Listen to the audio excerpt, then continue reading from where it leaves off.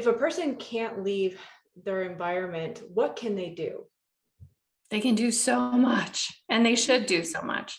So I hear the question a lot, and on mold forums and on social media, and I will see comments where people say, well, don't bother doing anything until you get out.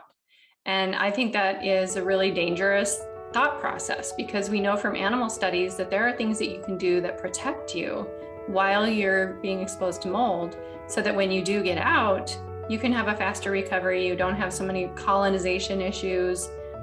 So yeah, there are so many things that you can do while you're still being exposed. And I try to use the word still rather than stuck purposefully.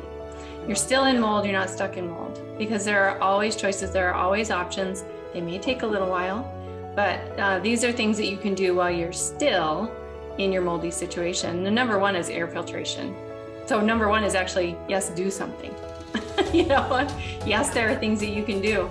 But so filtering your air, while filtration is not remediation, it still knocks down the burden, not just of the spores and the spore fragments, but also the mycotoxins.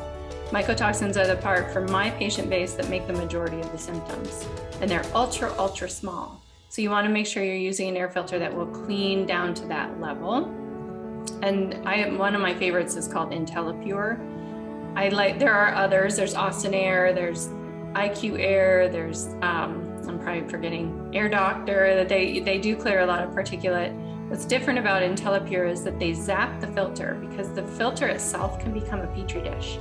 So we don't want any spores that are trapped there to be fed by the humid air going by there and then start to grow on that filter. Now your filter becomes part of your sick building. So what they do is they zap the filter so that nothing can grow there while it's being trapped there. That's my favorite for people that are still in mold. And of course, there are tons of dietary things that you can do.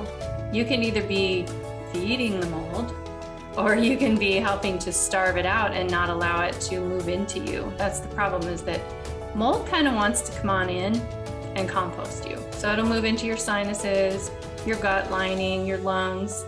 And so we want to do things that are going to be dietarily preventing that from happening as much as possible. Everyday herbs and spices that we use are quite powerful. Things like garlic, cinnamon, cloves. You know, these are bay leaves. I could go on and on. Sage, rosemary, thyme. If you add extra of those things to your cooking, you're actually giving yourself a gentle antifungal treatment.